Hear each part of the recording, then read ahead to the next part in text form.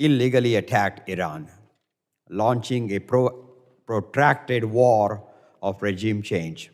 I am disturbed and offended that the Trump administration is responding to American Truckers United's call to eliminate trucking operators from foreign lands.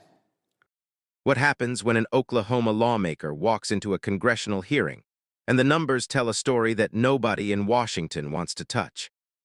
Stick with me to the end, because what I found buried in this exchange changes everything about how you look at American roads, American jobs, and who exactly is behind the wheel of an 80,000-pound machine rolling down the highway next to your family.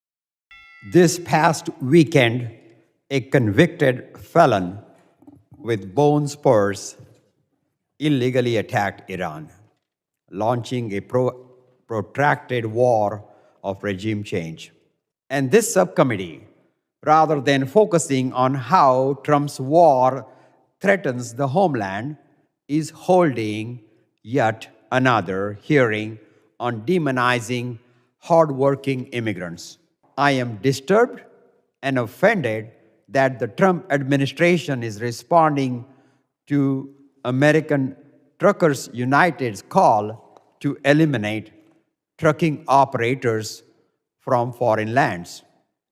The Department of Transportation is actively trying to strip refugees, asylees, and DACA recipients of their commercial driver's license under the false pretense of highway safety. And from what you're telling me, it seems like most of 99% of the collisions, accidents are as a result of by U.S. citizen drivers or permanent resident drivers. Is that true?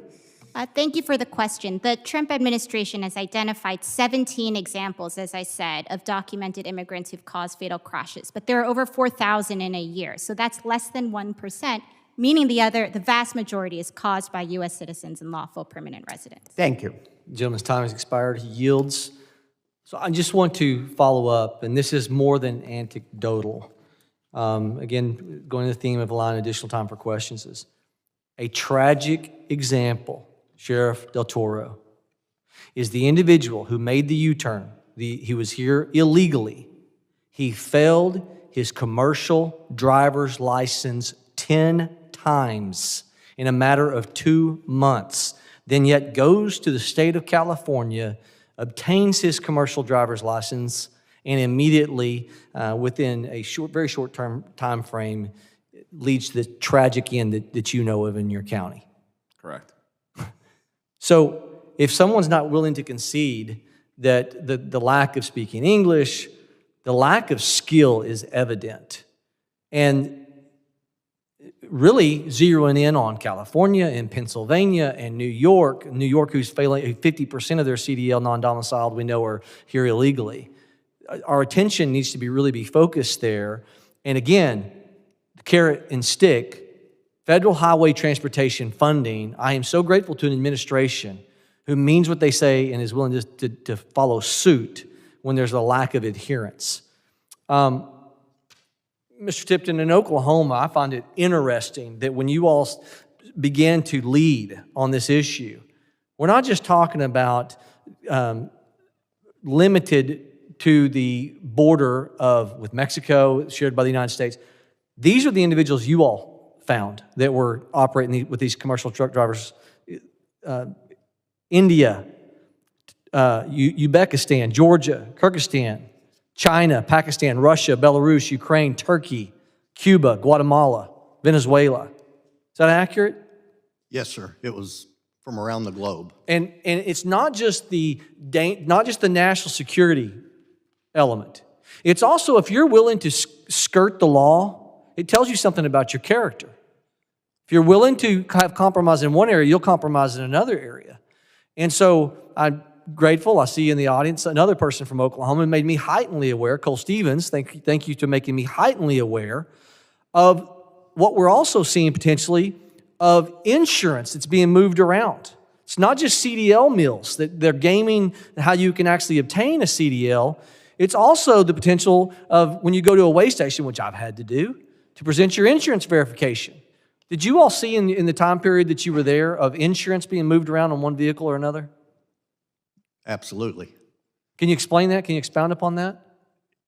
It's I don't know how else to explain it other than it looks like a well-organized method of circumventing, whether it be insurance, how they got the job, how they were brought into the country. Okay. So it's a well-organized. And let me also say this. I'll use this as an example. While one of my troopers is out with a truck doing an inspection at a weigh station on one of our emphases, at the same time, another trooper has a passenger van stopped with, I believe, 8 people inside of it, none of whom could speak English. None of them had any type of identification on them. The driver in the semi that was stopped behind them had all of the passports of the folks that were in the van.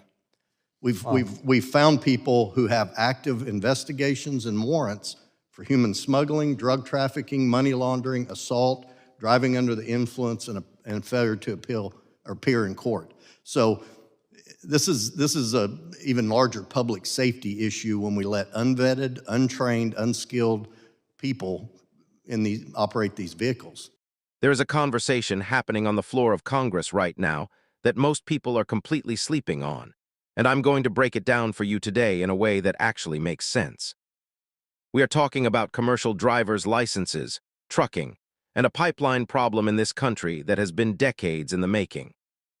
And what came out of this subcommittee hearing is something every working American needs to hear.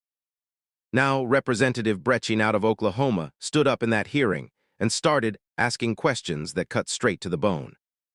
He brought up a case, Sheriff Del Toro, an individual who failed his commercial driver's license test 10 times in 2 months. 10 times. Then traveled to California, passed the test there, got behind the wheel of an 18-wheeler, and the outcome was fatal. That is not a political talking point. That is a documented tragedy. And the question this raises is not about ethnicity, not about where someone comes from. It is about standards.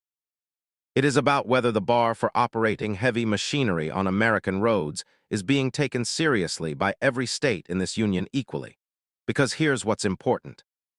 The witness at that hearing confirmed that out of over 4,000 fatal commercial vehicle accidents in a given year, the administration identified 17 cases involving documented individuals from outside the country. 17 out of 4,000. So let's be honest with ourselves. The overwhelming majority of commercial vehicle fatalities involve American citizens and lawful permanent residents. That is the data. A good commentator gives you the full picture, and that is the full picture. But here is where the story gets more complicated and more important. Oklahoma's own law enforcement, represented in that hearing, testified to pulling over a commercial truck driver at a weigh station and simultaneously stopping a passenger van nearby. 8 individuals inside, 0 identification, 0 English. And the semi-driver holding all of their passports. That is not a trucking issue. That is an organized logistics operation that happens to be using the trucking industry as infrastructure. Whether that bothers you on the left or the right, it should bother you as an American. Now Brechin rattled off a list of countries of origin for individuals found to be operating with CDLs. India, Uzbekistan, Georgia, Kyrgyzstan, China, Pakistan, Russia, Belarus, Ukraine, Turkey, Cuba, Guatemala, Venezuela. That is a global sampling. This is not a southern border issue alone. This is an international network finding gaps in an American licensing and verification system that was simply not built to handle this scale of pressure. But here is the part of this story that I think gets completely buried, and it is the part that matters most long-term. This country has a trucking shortage. It is real. It is serious. And it did not happen overnight. We stopped telling young people that driving a truck, working with your hands, building something physical and real, we stopped telling them that was worth their time.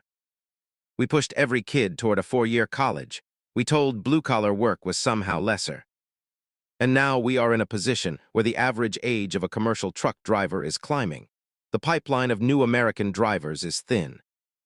And the vacuum that creates is being filled, sometimes by people who are qualified, sometimes by people who absolutely are not. That is not a left issue. That is not a right issue. That is a planning failure by an entire generation of American institutions, schools, workforce development programs, and frankly, a cultural attitude that looked down on the people keeping this country physically moving. If you have ever bought groceries, worn clothes, ordered anything online, used medicine, filled your gas tank, a truck driver made that possible. Every single time. And right now, the system built around those drivers is under serious stress from multiple directions at once. The question is not whether we should have standards. Of course we should. The question is whether we are willing to invest in building the next generation of American drivers who meet those standards. Because you cannot solve a supply problem by simply cutting off supply. You have to build a replacement. What Brechin is getting right is the urgency. What the data from the hearing shows is that this is more nuanced than any one sound bite. And what the country needs is an honest reckoning with the fact that we let this problem grow for decades, and now we want a solution in a news cycle. It does not work that way. It takes 5 to 10 years of deliberate educational investment, workforce pipeline rebuilding, and a cultural shift that puts dignity back into skilled labor. That is not a partisan position. That is just reality, and the roads your family drives on every single day are directly affected by whether we get this right. Now I want to hear from you. Are you in trucking? Do you know someone in the industry? Drop it in the comments. Tell me what you are actually seeing out there on the road, because the people who know this best are not in Washington. They are behind the wheel. If this kind of deep dive breakdown is what you want more of, hit that like button right now and make sure you are subscribed so you never miss an episode. We are just getting started.